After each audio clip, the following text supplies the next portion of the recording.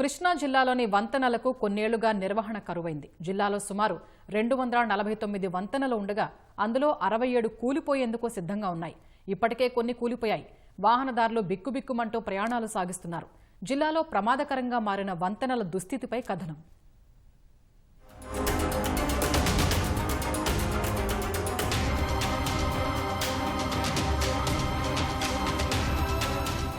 ఏ వంతెనకైనా నిర్వహణ చాలా ముఖ్యం. గత ప్రభుత్వ హయాంలో వంతెనల నిర్వహణను గాలికొదిలేయడంతో కృష్ణా జిల్లాలో చాలా వరకు శిథిలావస్థకు చేరాయి. గుడివాడ విజయవాడ ఫ్లైఓవర్ బ్రిడ్జి ప్రస్తుతం ప్రమాదకర స్థితికి చేరింది. కైకలూరు, కలిదిండి, ముదినేపల్లి తదితర ప్రాంతాలకు చెందిన ప్రజలు విజయవాడ వెళ్లాలంటే ఈ వంతెనే ఆధారం. అలాగే గుడివాడ నుంచి నిత్యం వేల మంది ప్రజలు ఈ వంతెనపై నుంచే రాకపోకలు సాగిస్తుంటారు. వేల మంది ప్రయాణానికి ఆసరాగా ఉన్న ఈ వంతెన నిర్వహణను ప్రభుత్వాలు గాలికొదిలేశాయి. దీంతో వంతెన అంచున రైలింగ్ కింద పిచ్చి మొక్కలు పెరిగి బ్రిడ్జికి పగుళ్లు ఏర్పడ్డాయి. దాదాపు 6 అడుగుల మేర మొక్కలు పెరిగాయంటే అధికారుల నిర్లక్ష్యం ఏ స్థాయిలో ఉందో అర్థం చేసుకోవచ్చు. ఈ ఫ్లైఓవర్ బ్రిడ్జి 1984 సంవత్సరంలో కట్టారు. ఎప్పుడు కూలిపోద్దో తెలియదు. దీన్ని కంకిపాడు వరకు వెళ్తుంది ఈ రూటు. ఇటు పైకి కలిదిండి, భీమవరం, కోరుకొల్లు, ముదినేపల్లి ఇళ్ళే అన్ని కూడా ఇటు నుంచి ఈ రోడ్డు మీద నుంచే వెళ్ళాలి. అందుకని మీరు అందరూ పెద్ద వహించి తొందరగా దీన్ని బాగు చేయించాలని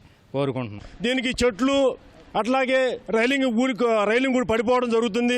పడిపోతే రైలింగ్ కింద బాటసాల మీద కూడా పడి వాళ్ళు గాయాలవటం, వాళ్ళు కూడా గవర్నమెంట్ హాస్పిటల్లో జాయిన్ చేయడం కూడా జరిగింది. దీన్ని గమనించి ఎంబటే ప్రభుత్వం వాళ్ళు స్పందించి ఎంబటే దీన్ని బాగు చేయాలని మేము అందరం కూడా మీడియా మిత్రుల్ని అందరినీ కోరుతున్నాం. గుడివాడకి గుండెకాయ లాంటి బ్రిడ్జ్ అండి ఇది. అనునిత్యం వేలాది మంది, లక్షలాది మంది ఇటే ప్రయాణిస్తారు. భీమవరం నుంచి కానీ, జంక్షన్ నుంచి వయా కాంకిపాడు నుంచి కానీ వాహనాలు లక్షలాది మంది ప్రజలు ఇటే ప్రయాణిస్తారు. ఈ బ్రిడ్జి 1985లో స్వర్గీయ నందమూరి తారక రామారావు గారు నిర్మించారండి. 1985లో కంప్లీట్ చేశారు. తర్వాత ఎన్నో ప్రభుత్వాలు, ఎంతోమంది ముఖ్యమంత్రులు వచ్చి కానీ దీన్ని మరమ్మతులు కానీ రీకన్స్ట్రక్ట్ చేయడం కానీ చిన్న చిన్న మరమ్మతులు అప్పటి నుంచి కొనసాగింపుగా ఏం చేయలేదు. మెయింటెనెన్స్ అనేది సరిగ్గా చేయలేదు. పామరు నియోజకవర్గం పెదపారుపూడి మండలంలోని చినపారుపూడి వద్ద చంద్రయ్య కాలువపై ఉన్న వంతెన శిథిలమైంది. జువ్వనపూడి, వానపాముల, యలమర్రు గ్రామస్తులు దీనిపై రాకపోకలు సాగిస్తున్నారు. భారీ వాహనాలు వెళ్లడంతో ఇటీవల వంతెన మధ్య భాగం కుప్పకూలింది. అధికారులు తూములు వేసి ఇసుక బస్తాలతో తాత్కాలిక ఏర్పాట్లు చేశారు.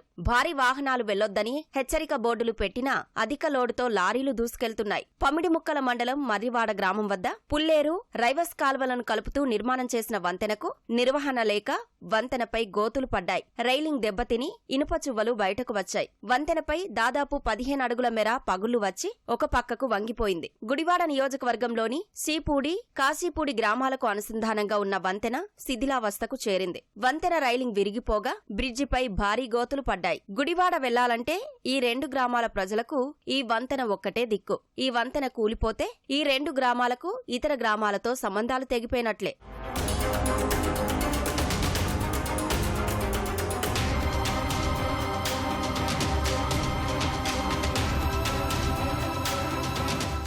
ఇప్పటికే కూలిపోయిన వంతెనలను పునర్నిర్మాణం చేయాలని, అలాగే కూలేందుకు సిద్ధంగా ఉన్న వాటికి మరమ్మతులు చేయించాలని స్థానికులు, వాహనదారులు కోరుతున్నారు.